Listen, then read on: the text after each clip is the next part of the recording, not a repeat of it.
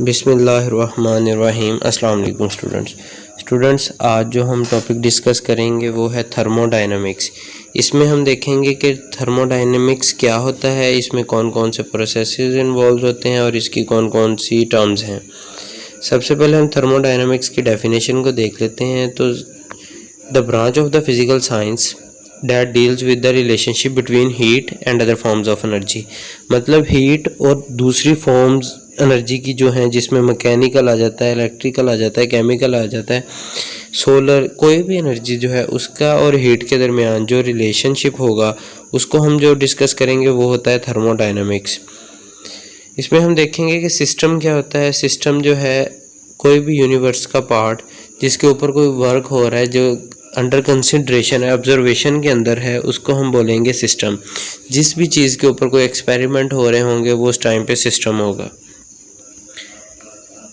अब हम थर्मोडायनामिक्स की मज़ीद टर्म्स देख लेते हैं। The term system is used for anything under test in the laboratory और under purpose of argument in classroom and the remaining part is surrounding. मतलब अब कोई भी सिस्टम है जिसके ऊपर कोई काम हो रहा है उसको हम सिस्टम बोलेंगे, और जो बाकी रिमेनिंग पार्ट होगा उसको हम उसकी सराउंडिंग्स बोलेंगे, उसका एनवायरनमेंट जो होता है। द रियल और imaginary surface separating the system from the surrounding is called boundary. अब हमें पता है कि जो सिस्टम है उसके ऊपर हम कोई भी काम परफॉर्म कर रहे हैं, और जो रिमेनिंग पार्ट होगा वो होगा उसका जो है सराउंडिंग, और इन दोनों को जो सेपरेट करेगा वो बाउंड्री होगा। ये डायग्राम में भी हम देख लेते हैं। अभी देखें, ये सिस्टम है और सराउंडिंग है, और जो इन दोनों को सेपरेट कर रहा है वो उसकी सिस्टम की बाउंड्री है। उसके बाद थर्मोडायनेमिक सिस्टम में हम देख लेते हैं कि सिस्टम जो है उसको हमने 3 कैटेगरीज में थर्मोडायनेमिक सिस्टम को डिवाइड किया हुआ है बाउंड्री की बुनियाद पर। सबसे पहले ओपन सिस्टम, फिर दूसरा है क्लोज सिस्टम, और तीसरा है आइसोलेटेड सिस्टम। अब हम इन तीनों सिस्टम्स को अलग अलग करके देखेंगे कि ओपन सिस्टम, क्लोज सिस्टम और आइसोलेटेड सिस्टम में फ़र्क क्या होता है। ओपन सिस्टम, अब ऐसा सिस्टम जिसमें हीट और मास जो है वो कांस्टेंट ना रहते हैं, मतलब जो चेंज होते रहें टाइम टू टाइम, वो होगा ओपन सिस्टम। इनकी वैल्यूज़ जो है हीट और मास की चेंज होती रहती हैं। जैसा कि हमें पता है कि एक सॉस पैन अगर हमने लिया हुआ है वो ओपन है, उसके अंदर हम कोई भी चीज़ ऐड कर सकते हैं, उसको हीट अप कर सकते हैं। उसको अगर हीट दें तो उसकी हीट इंक्रीज़ हो जाएगी, एनर्जी भी मतलब चेंज हो रही है, और उसमें जो मैटर्स हैं वो भी चेंज हो रही हैं, दोनों चेंज हो सकती हों, तो ऐसा सिस्टम जो है वो ओपन सिस्टम होगा। इसकी एग्जांपल में देख लें, an open system allows energy and matter exchange. मतलब इसमें एनर्जी और मैटर दोनों जो है वो चेंज हो सकती हैं, एक्सचेंज हो सकती हैं, वो कम भी हो सकती हैं और ज़्यादा भी हो सकती हैं। फॉर एग्जाम्पल, एडिंग अ सिपिशी इन अ सॉस पैन। हम सॉस पैन में कोई सिपिशी ऐड कर देते हैं तो इसका मतलब हम मैटर जो है उसको चेंज कर रहे हैं, उसकी मिकदार को बढ़ा रहे हैं। और ट्रांसफ़र ऑफ एनर्जी कैसे होगा, अगर हम सॉस पैन को हीट कर दें और या फिर जो स्टीम है उसको हम अलाउ कर दें कि वो लीव कर जाए, सिस्टम से निकल सके धुआं, वो भी एक तरह से एनर्जी जो है वो ट्रांसफ़र होगी। ये देखें, ओपन सिस्टम में एनर्जी और मैटर दोनों जो हैं वो चेंज हो रहे होते हैं, एक्सचेंज हो रहे होते हैं एनवायरनमेंट और सिस्टम के दरमियान। उसके बाद आ गया जी क्लोज सिस्टम। क्लोज सिस्टम में क्या होता है कि close system is that system in which only energy is exchange with the environment but matter is not exchange with its surrounding. इसमें क्या होता है कि हम एनर्जी तो हो सकती है एक्सचेंज अपनी सराउंडिंग के साथ, सिस्टम और सराउंडिंग के माबैन, लेकिन जो मैटर है वो एक्सचेंज नहीं होगा। मिसाल के तौर पर हमने किसी सॉस पैन के ऊपर हमने उसका ढक्कन दे दिया है, अब क्या होगा कि कोई मैटर तो उसके अंदर हम इंक्लूड नहीं कर सकते मज़ीद, लेकिन क्या हो जाएगा कि उसमें से एनर्जी जो है वो फिर भी ट्रांसफ़र हो सकती है। वो कैसे, लेट्स सपोज हमने उसको चूल्हे के ऊपर रखा और गर्म करना शुरू कर दिया, तो सॉस पैन क्या होगा, हीट अप हो जाएगा और उसके अंदर जो चीज़ें होंगी वो भी हीट होना शुरू हो जाएंगी। मतलब एनर्जी चेंज हो रही है, लेकिन जो उसके अंदर चीज़ है वो वैसे की वैसी ही रहेगी। अगर हम उसके ऊपर ढक्कन दे देंगे तो वो ना तो बाहर से कोई चीज़ हम उसमें ऐड कर सकेंगे, ना अंदर से चीज़ को बाहर निकाल सकेंगे। तो ये सिस्टम जो होगा ये क्लोज सिस्टम होगा। अब आ गया आइसोलेटेड सिस्टम। आइसोलेटेड सिस्टम ऐसा सिस्टम होगा जिसमें हम एनर्जी और मैटर दोनों ही एक्सचेंज नहीं हो सकते अपने सिस्टम और सराउंडिंग के माबैन। वो दोनों जो हैं वो सेम रहेंगे, ऐसा सिस्टम आइसोलेटेड सिस्टम होगा। इसकी एग्जांपल में आ जाएगा थर्मस। अब थर्मस में हमने जो चीज़ रखी है ना तो वो ठंडी होगी ना वो गर्म होगी। इसकी क्या वजह है? थर्मस जो है ना तो वो एनर्जी को अलाउ करता है कि ट्रांसफ़र हो और ना ही मैटर को अलाउ करता है। जो चीज़ हमने जितनी थर्मस के अंदर डाली है वो उतनी ही रहेगी, ना वो ज़्यादा होगी ना वो कम होगी। और जिस हालत में डाली है, अगर वो गर्म है तो वो गर्म ही रहेगी, अगर वो ठंडी है तो वो ठंडी ही रहेगी। इसकी क्या वजह है कि जो उसका लिड होता है, जो उसका ढक्कन होता है, वो अलाउ ही नहीं करता कि एनर्जी जो है वो सिस्टम में एंटर हो या सिस्टम को लीव करे।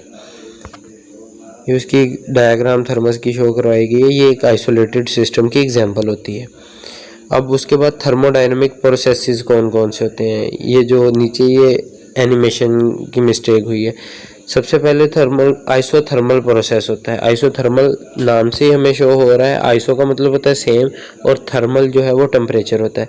N isothermal process is the change of the system in which temperature remains constant. अब सिस्टम में कोई भी चेंज आ रहा है जिसमें टेम्परेचर जो है वो कांस्टेंट रह रहा है, तो उस प्रोसेस को हम बोलेंगे आइसोथर्मल प्रोसेस। अब इसकी एग्जांपल्स क्या है? Evaporation and condensation. All the reactions going on a refrigerator are isothermal as a constant temperature is maintained in it। अब हमने रेफ्रिजरेटर में कोई भी चीज़ रखी हुई है, उसकी कोई भी नेचर हो, हर एक को डिफरेंट नेचर्स की हमने अगर उसमें चीज़ें रख दें तो जो टेम्परेचर है वो हर एक को सेम ही मिलेगा, उसमें टेम्परेचर चेंज नहीं होगा। ये उसकी एग्जांपल है आइसोथर्मल प्रोसेस की। उसके बाद आइसोकोरिक प्रोसेस, ऐसा प्रोसेस जिसमें वॉल्यूम कांस्टेंट रहे। आइसोथर्मल में था टेम्परेचर कांस्टेंट रहता था, अब आइसोकोरिक में क्या हो रहा है? उसका वॉल्यूम कांस्टेंट रह रहा होता है। ऐसे प्रोसेस को हम बोलते हैं isochoric process. For example, a gas is heated in a rigid container, the pressure and temperature of the container will increase.